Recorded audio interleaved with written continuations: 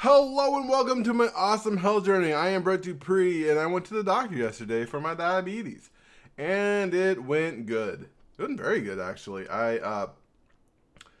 Thanks to consistent exercise and a little bit of metformin and my Manjaro, my diabetes went really well. My blood sugars were good, a nice solid 5.2, so they've been under the 6 for 2 years now. Yeah, I get it checked every 2 years, or maybe year. Well, I guess a year and a half. Well, ever since I got diagnosed with diabetes and started on those two medications, my my blood sugars has been under diabetes, which is great. And my doctor was very happy for me and made it so as long as I'm on Manjaro, instead of meeting twice a year, which is where I was, I now only meet once a year about my diabetes. So that's awesome. That was great. My doctor's happy for me. The guy who, my post follow up dude that I talked to after I talked to my doctor to set up my next appointment for a year from now was like, I generally don't do this. I don't generally like decrease the amount of times we meet. So great. I found it quick enough and worked on my body, improved my diet and exercise, took my medications, and things are doing well. And I am feeling better overall. In fact, this workout I did on Thursday, I did 45 pounds on each uh, uh, uh, uh, arm, dumbbells, 45 pounds on a bench. And it was pretty fun. I did it like 37 times. My chest was so sore. I wonder how much I could actually bench. But the fun part about that mostly was my wrist could handle it, because I remember when I first started working out, almost 3 years ago, my wrist could barely handle 15 pounds. They were so weak. It was just like, it was nonstop, And I weighed in at 392.4, which is 26 pounds down from 6 months ago, and 36 pounds from a year ago. So I lost 36 pounds in a year. And this weight loss journey that I'm on has been the most interesting for me, because I don't think I've been truly happy with each weigh-in. There's always a sense of disappointment. Though there are two weigh-ins where, like this one, there are two weigh-ins where I had things I was happy about, but I still wanted both of them to be less. Like the one where I got to use the regular scale instead of the fat scale at the doctor's office. And seeing under 400, both of those felt great, but at the same time, I've always wanted it to be lower. In fact, the only time I felt I'd done really good was that like brief period of time where, like, in a month and a half, I lost 12 pounds. And I was like, yeah, I want to do that. But other than that one, every other one has been slightly disappointing. Like, my main goal is lose 50 pounds a year. And last year I lost 36. So that's like 14 pounds down. I'd weigh like 378, I think, if I'm doing the math really quickly, which would feel better. And, feel better, period, like 390. I've never been happy being 390 in my life. Until now, I guess. But it's just funny. And I think that's the benefit of taking weight loss off my exercise and eating goals. If weight loss is just a byproduct of eating healthier and a byproduct of taking my meds and a byproduct of me going to work out, then it's not something that energizes or takes away from me going to the gym, which I'm about to do in just under an hour. Because I'm not super excited because of the weight loss, and sometimes that can make me feel like I can eat that pound of cake and then skip workout because I ate too much cake. Or when I could be overly disappointed and be like, oh man, like yesterday's weigh-in, 392.4, that's good. That is 4 pounds down from my Orange Theory weigh-in like a month and a half ago.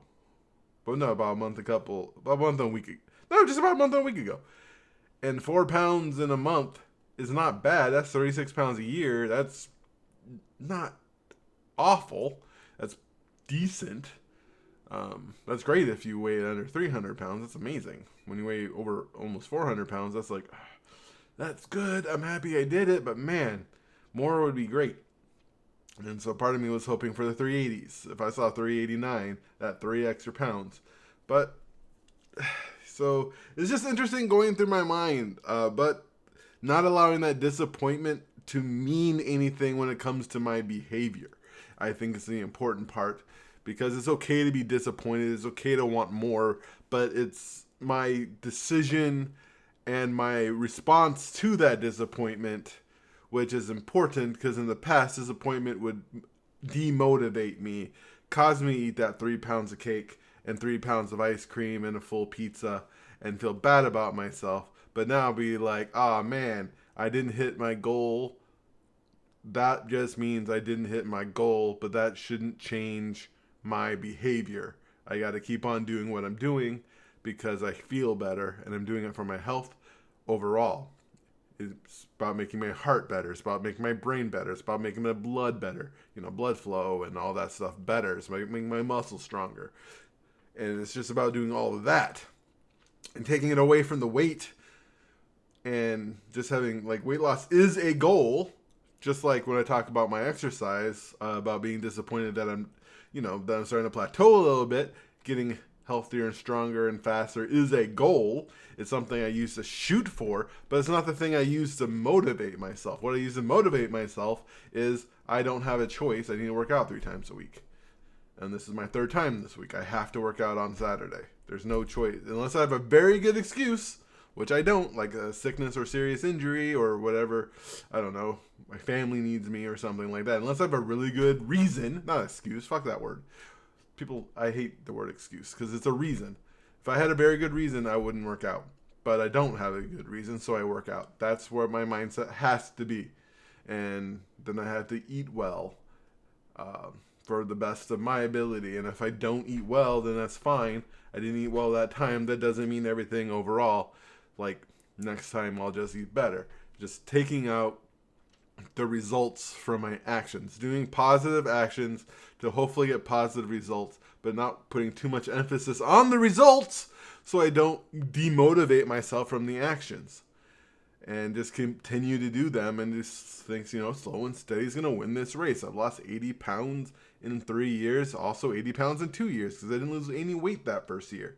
I was 474 for a fucking year. But yeah. But I continue to do it. I continue to work on my mindset, my eating. In that year has been better.